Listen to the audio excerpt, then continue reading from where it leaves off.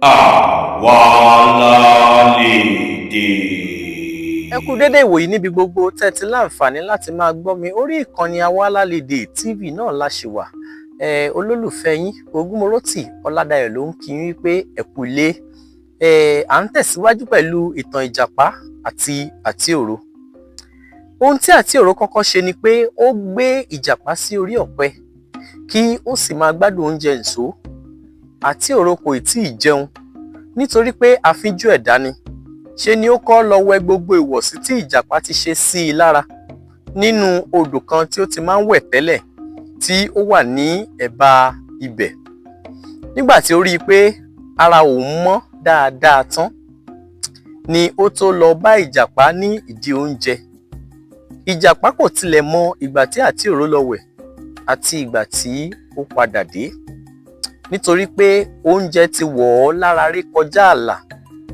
Báyìí ni àwọn méjèèjì ń jẹun ràì tí ẹnikẹ́ni kò sì dí wọn lọ́wọ́. Nígbà tí ó pẹ́ díẹ̀, Àtíòro sọ fún Ìjàpá pé àkókò ń lọ kí ó máa múra, ṣùgbọ́n Ìjàpá kò fèsì. Ó sà ń jẹun lọ rẹ̀ù bí ikán. Bí ó tún ti ṣe díẹ̀ sí i, Àtíòro tún ké sí i pé kí ó tètè múra kí wọ́n lè padà sílé nítorí ọjọ́ ń lọ. Nígbà yìí ni Ìjàpá dá a lóhùn pé kí ó mú sùúrù fún òun. Ó ní, ọ̀rẹ́ mi, àárọ̀ la wà, ọjọ́ kò tí ì lọ. Bí ojú bá ń kàn ìwọ, ojú kò kàn mi rárá. Nígbà tí ó tún ṣe díẹ̀ sí i, Àtíòro fi yé e pé bí ó bá pẹ́ ju bí ó ti yẹ lọ, òun yóò fi í sílẹ̀ níbẹ̀ lọ sí ilé. Ìjàpá dáhùn pé bí o bá fẹ́ máa padà lọ ilé, tètè máa lọ. Fi mí lọ́rùn sílẹ̀. Èmi kì í ṣe aròbó tí kò mọ ọ̀nà ilé. Àtíòro wá rán létí pé bí òun bá fi í sílẹ̀ lọ ilé, kò ní lè padà sí ilé nítorí pé kò lè fò lójú ọ̀run bíi òun. Ìjàpá tún fèsì pé ayé ló bá mi. Mo ti ń fi ọgbọ́n orí mi sáyé kí wọ́n tó bí bàbá rẹ̀. Máa lọ ilé ní tìrẹ. Èmi yóò délé. Nígbà tí Àtíòro wòye pé Ìjàpá kò gbọ́ ti òun, tí ọjọ́ sì ti lọ, àti pé àpárá rẹ̀ kò mọ ní ìwọ̀n mọ́, ó múra. Ó di oúnjẹ àwọn mọ̀lẹ́bí rẹ̀ lọ́wọ́, ó sì bá tirẹ̀ lọ. Ó wá kù Ìjàpá nìkan ṣoṣo ní ìdí oúnjẹ àjẹèsíwọ́.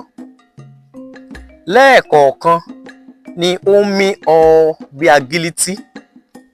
Ní ibi tí ó ti ń rìn yíká orí ọ̀pẹ náà láti mọ ibi tí oúnjẹ tún fi ara pamọ́ sí, ni eku àgó kan ti yọ sí i. Ó sì pa eku náà, ó sọ ọ́ sí àpò rẹ̀. Nígbà tí ó wá tó àkókò lójú rẹ̀ láti padà lọ sí ilé, tí ó sì mọ̀ pé òun kò lè ṣe èyí torí àìlèfò rẹ̀, àti pé ọ̀rẹ́ rẹ̀ Àtíòro ti bá a tí ìbá ràn án lọ́wọ́, ó ti fúnra rẹ̀ lé e lọ sí ilé.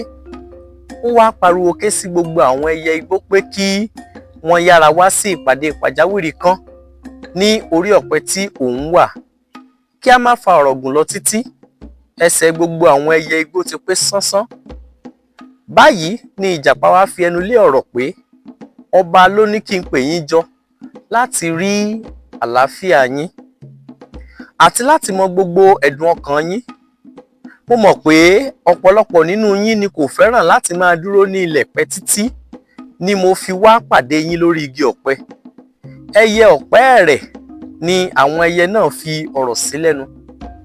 Ó sì fèsì pé a dúpẹ́ púpọ̀ lọ́wọ́ ọba àti lọ́wọ́ rẹ, Ìjàpá, fún irú ìfẹ́ ńlá tí ẹ ní sí wa bí irú èyí tí ẹ fi wá bẹ àlàáfíà wa wò.